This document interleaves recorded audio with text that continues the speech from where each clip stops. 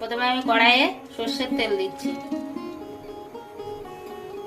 শুকনো লঙ্কা ভাজা করে নেব, সামান্য একটু নুন দিয়ে ভাজা করে নেব।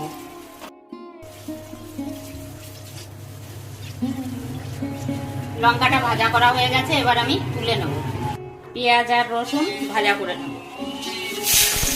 দেব স্বাদ মতো নুন, পরিমাণ মতো হলুদ গুঁড়ো। আমি লাল লাল করে ভেজে নেব।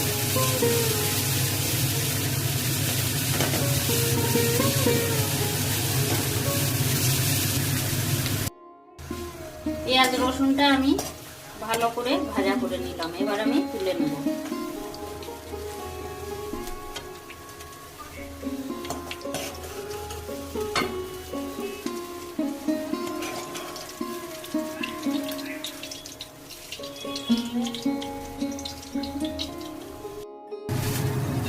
এখানে নিয়েছি আমি 6 পিস রুই মাছের পেটি।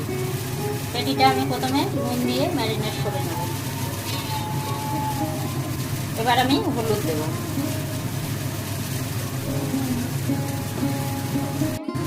সামান্য একটু সরষের তেল দেব। এবার নুন হলুদ তেলটা ভালো করে মেখে নেব।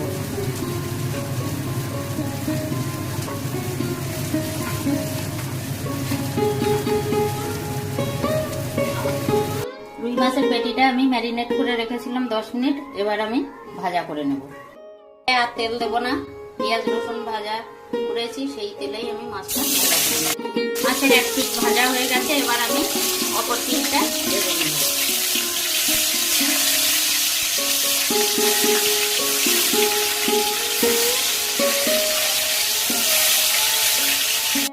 মাছটা এবার আমি তুলে নিচ্ছি।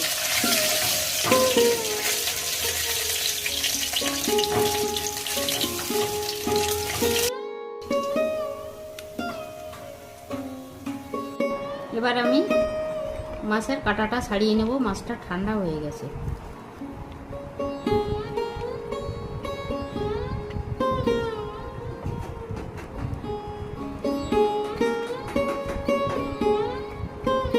এবার দেব আমি স্বাদ মতো নুন।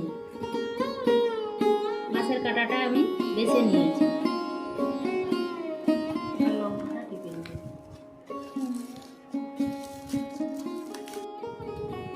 আমি অল্প একটু কাঁচা পেঁয়াজ নিয়েছি, ভর্তার মধ্যে একটু কাঁচা পেঁয়াজ হলে ভালো লাগে।